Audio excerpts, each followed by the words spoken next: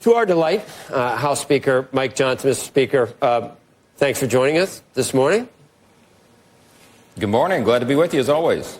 I don't think we've talked since the. It's the OBBB. I can't explain it every time, but I don't think we've talked to you since the OBBB. I don't know whether you saw earlier. I had to laugh because we had President Obama's HUD secretary on, Sean Donovan, who is, in charge of a 5013C now to try to help with the affordability crisis in housing and the shortage of housing. And he was like singing the praises of one of the provisions in the OBBB. And I said, you're a Democrat and you're saying some really positive things about the low-income housing tax credit provision in the new bill. It expanded it. And he goes, well, that was a bipartisan move. And I go, there were 0 Democrats. What does that mean? It was bipartisan.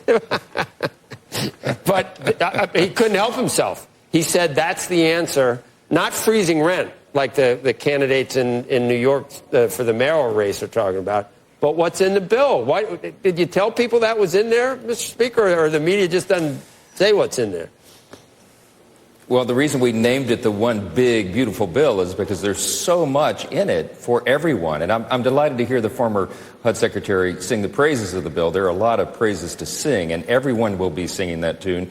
And certainly the voters will when we come to the midterms in 2026. And the reason for that is because we wrote this bill for the lower and middle class earners in America. We're the working class party. The Republican Party is. We delivered for them. And it's important to point out all the Democrats in Congress voted against all those great provisions. You're talking about historic tax cuts, historic savings at the same time.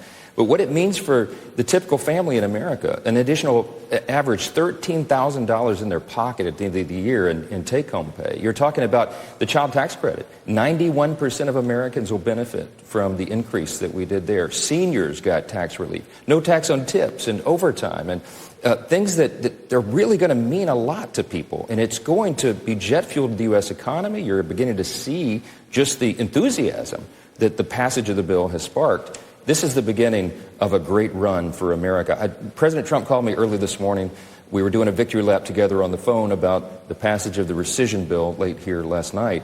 And he said, Mike, we're just winning. We're going to continue to win. This is a great moment for America. I said, sir, it's historic, and there's much more to come. You've said many, many times that it is what it is. The margin you have in the House, what the Republicans have in the Senate. $9 billion, was that hard? And for some of the other, what was the 9-hour, whatever that was? I called it a kabuki dance. But so what do the guys that are holding out, do they eventually get something for their own districts? Or what's going on? It's making sausage, but can you explain? I don't know how you deal with it, your patients, but what do they want? What's it all about? I mean, if they're going to eventually do it, why is it so hard? Well, I wish I could answer that question. Some people just have a lot to emote about before they finally vote. And when you have a margin as small as we do, both Leader Thune in the Senate and I in the House, we have a 3-vote margin in each chamber. And so we have to allow that process to play out. And sometimes it takes longer. I mean, I sit in rooms late at night with small subgroups of members who are working through all their questions and concerns. And I try to convince everybody here every day, we're almost never going to get 100% of what we want individually in a piece of legislation. This is a deliberative body. We have, hundreds of colleagues here. No one gets everything they want, but the objective here, as the founders designed it, is to work through this deliberative process, build consensus, and present the greatest possible product for the American people, for the most people, for the most good. And that's what we do here. And people say you're pulling rabbits out of hats. These are magic tricks. It's really not. I mean, what I wanted everybody to know about the One Big Beautiful Bill is it wasn't a magic trick. This was, I think it was Vince Lombardi that said, victory loves preparation. We prepared for that outcome a year and a half before we crossed the goal line. I mean, we deliberately, methodically developed a playbook, put together all the pieces of the reconciliation package, countless hours of deliberation, negotiation, conversation. That led to that ultimate goal. We kept our eye on that goal line, and we delivered it before our self-imposed deadline and we were able to give it to the president to sign on Independence Day. You can't write it more beautifully than that.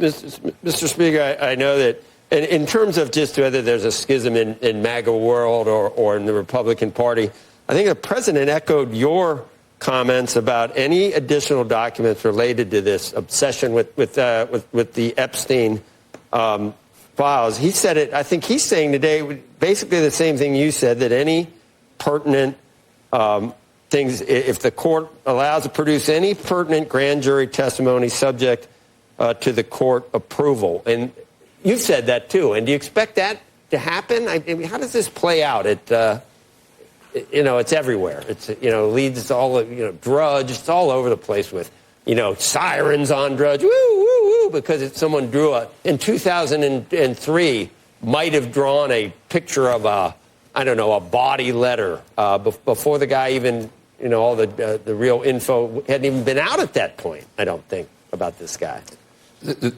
The president and I talked about that ridiculous allegation this morning. He said it's patently absurd. He's never drawn such a picture. He's never thought of drawing such a picture. And he said, did you see the language of this bogus supposed communication or card or something I supposedly sent to Epstein? He said, I don't talk like that. I don't think like that. They're literally making things up. And he's so frustrated by it. And he's going to wind up, I think, suing some of the media outlets that have put all this out there because they informed them that it was totally contrived. So, look, the president is the most maligned and attacked political figure in the history of American politics. There's no question about it. But he's also the most resilient. And you see at the same time his approval ratings are skyrocketing. CNN had a story, I think, a day or two ago. He was at 90% approval rating. There's never been a president that high. So the more that they attack him, the more the American people see through it. What could be released, and why wasn't it? How do you? I don't know whether you have no more information than I do, but what do you think was going on when it looked like something was going to come out? Then there's nothing to release, and from a PR standpoint, that was I don't know, that it wasn't great the way it was handled. Is there more to come out? Will it come out? Are you in favor of it coming out? I am. Look, I've been on record repeatedly. I've never seen all of the Epstein files. It's outside my lane. I mean, I'm running the House. This is over at DOJ. But what I believe in is maximum transparency, and so does President Trump. And that's what he said. He says it many different ways, many different times. But we want all credible evidence to be put out there for the American people. Reagan used to remind us to trust the American people. They're smarter than anybody gives them credit for. And I believe people can draw their own conclusions about that, but they have to have the documents. Now, at the same time, I think the interest here and the concern and, frankly, the duty, the responsibility is to protect the innocent, right? So if you have minors who are victims of sex trafficking, heaven forbid, child predatory activity, you can't have their names out there, right? So the courts and law enforcement and government agencies have a custom of protecting the innocent. Bogus allegations that would be made against people that can't be authenticated. So that's the concern. They're trying to thread that needle because the Department of Justice does have a responsibility to make sure those people's lives are not destroyed. Imagine if their names came out on a list. Immediately, the media and social media would pounce on these people, and it would be lasting and permanent damage. So they've got to be very careful. But aside from that, aside from the things that would be, held back from a court of law, I say put it out there, and I think the president believes the same thing. So, Mr. Speaker, it sounds like there is no daylight right now. The way you're describing it, there is no daylight between what you and the president want released and other Republicans.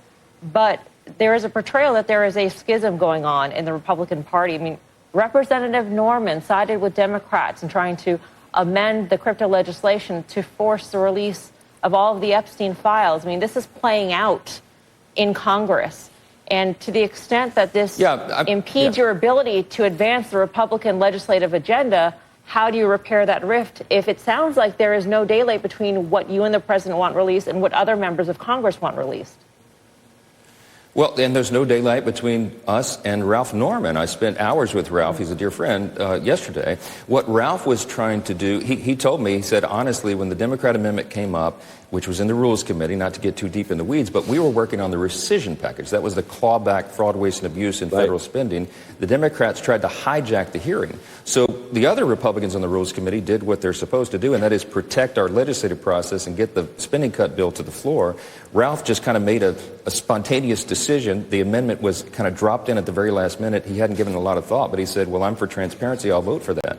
Well, guess what? Every member of the Rules Committee agrees with the same thing. That we all were in a room last night for an hour, all of them, Ralph, Chip Roy, the other members of the Rules Committee, they all agree. And so they signed on to another resolution last night in committee asserting that very thing. So all the House Republicans, I'm telling you, every single one of them here agree with this idea. Everybody wants the Epstein files, which is the real documents related to Jeffrey Epstein, Ghislaine Maxwell, and anybody associated with that. We want the American people to see it. We've all committed to that. And everybody's saying it in different ways, but the message is the exact same. Mr. Speaker, do you think that Jay Powell is going to be around till May? We're trying to figure out exactly how to handicap that at this point. Do you think he should be around in May? Is there, I guess, people that wishes that he wouldn't if he would resign? That's probably would be easier, or that's probably not going to happen, though. What do you think? How does this play out in your view? I'm as anxious to see how that plays out as you are. I will tell you that the sentiment here, certainly my opinion, is that we should reduce interest rates. The American economy is hot, and we have so many good things going on. We're delivering over and over the Republican majority here for the American people, not just the one big, beautiful bill, not just with the rescissions package that we passed last night, clawing back $9 billion of wasted taxpayer funds. If it's too hot, you don't want to cut rates. If it's hot, there will be inflation. Right, if it's too hot, maybe you don't want to cut. Right. If it's, there's an argument made by Kevin Warsh that it's hot in a way that could be disinflationary because of AI and productivity. So maybe it is possible, but normally you think of a rip-roaring economy is not a good time to cut rates. Yes, except that the sectors of the economy right now that are giving us the most concern is, as the president's discussed, like with home ownership. You know, you've got a lot of young people and, well, people of all ages who are having a hard time getting into the real estate market because they can't afford the interest rates on a home, and it affects purchases of automobiles and all large ticket items. If you reduce that, I don't say slash interest rates, but do something that's meaningful to get that humming again, because that will last. It'll have a lasting effect. And if you combine that with the other things that are happening, I think it would have the greatest economy in the history of the world. Mr. Speaker, you're, maybe you didn't know, but questions could range from what we've talked about today. But thank you for answering all of them. And you got to be a Renaissance man in your job right now. And we appreciate you being with us today. Thank you.